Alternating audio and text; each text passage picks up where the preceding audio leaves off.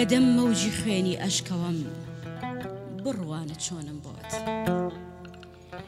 دەروونم کەیلی زووخی دەرد و غەم بڕوانە چۆنم بۆت ڕەقیبی سەگ حەزی بوو کوشتمت سەیری کە چۆنی بۆم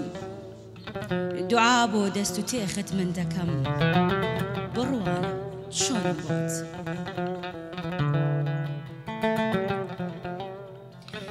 بەغەداری نەوەک ناوت بەرن بم ئەنجنی قەت من شکاتی دەوری تۆ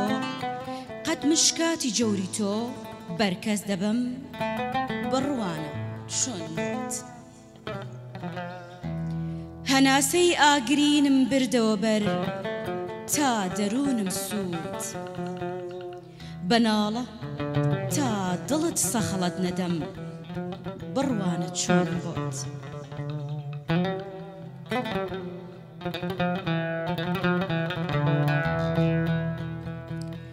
بیانۆ بگرە شێوەی خۆت بشێوێنە بە من کوشتن وەها چاوی بەدت لێلا دەدەم بڕوانە چۆنم بۆت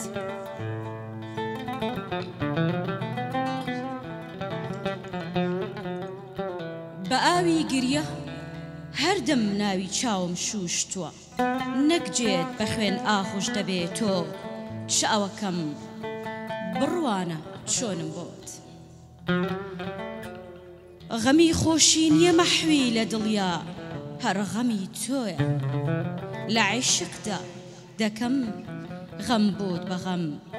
بڕوانە چۆنم بۆت یەخوا بەخێر بێت سڵاو لەو دەنگ و سەدا خۆشە لەو دەنگە دڵڕفێنە بەخێر هاتیت زۆر سپاس دەکەم مامۆستاگیان دەنگت زۆر خۆشە زۆر سپاس با هەر یەک بیکەینە پرسیار تازە خۆڕسک فێری ئەم خوێندنەوە شعریانە بوویت یا تەسیراتت لەسرە و یا هۆکارێکێ فاکتەرێکەیە پاڵێکی پێوەنایی بۆ ناو ئەم بوارە کە دەنگی خۆت تێکەڵی ئەو پێوە جوانانەی شاعرە دەرینەکان بکەیت و لەسەر ئاراستە و ڕێوازی کلاسیک جارێکی تر دڵە تۆراوەکانی هونەر و وێژە ئاشکەیتوانێ بۆ شعرە جوانانە سپاس دەکەم مامۆستاگیان سپاس بۆ ستافە جوانە بۆ ئەو کەناڵە جوانە کە ئێمان بەسەر کردەوە ئەمڕۆ هیوادارم ئێمە بتوانین لێرەوە کارێکی جوان بکەین کارێک بکەین کە دڵنشین بێ لەلایەن ئەلبەتە سەرەتا و دەستپێکی من بە خوێندنەوەی شعری کلاسیک بۆ کاری میدیایی مەگەڕێتەوە من کە دەستم کرد بە کاری میدیایی بەرنامەی ئەدەبی و هونەریم هەبوو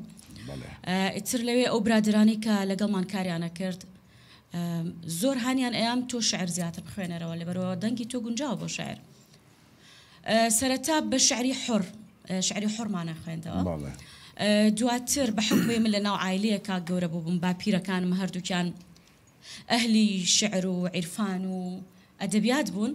دەکرێت بیان ناسێنیت جۆمالیان بێ ناویان چییە و چێ بوون و لەوە ئەچێ زۆر ناسراو نەبن بەڵام لە دنیای خۆیانە و لە کاتی زەمەنی خۆیانە ناسراو بوون باپیرم مامۆستا شەمحەمەوی شێخ ڕەسوول مەشهور بوو کە یەکێکە لەو مامۆستایانی زۆر تێکەڵی دنیای ئەدەبیات بوو زۆربەی شعرەکانی مەحوی بێخودی لەبەر بوو هەتا لە کاتی ولادەتیا بێخودی شاعر شعرێکی تایبەتی بۆ نووسیوە لە زەمەنی بێخودا یەکێک بووە لەو کەسانی کە زۆر لەگەڵ بێخودا هەڵست و کەوتی کردووە زۆر زیکرەی بێخودی بۆ ئەگەڕاینەوە بەردەوام بۆ حکمەی کە من ئاشنایەتێکم لەگەڵ شعری کلاسیکا بۆ دروست بوو بە حکمی عایلەکەم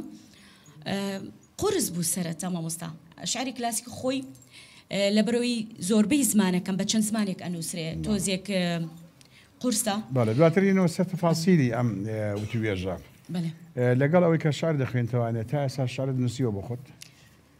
سەرەتا شتێکی کەم ئەنووسیا سەرەتای گەنجێتی هەر لە خۆتەوە قەڵەمەگری بەدەستەوە شتێکە نووسی بەڵام شتێکی وانە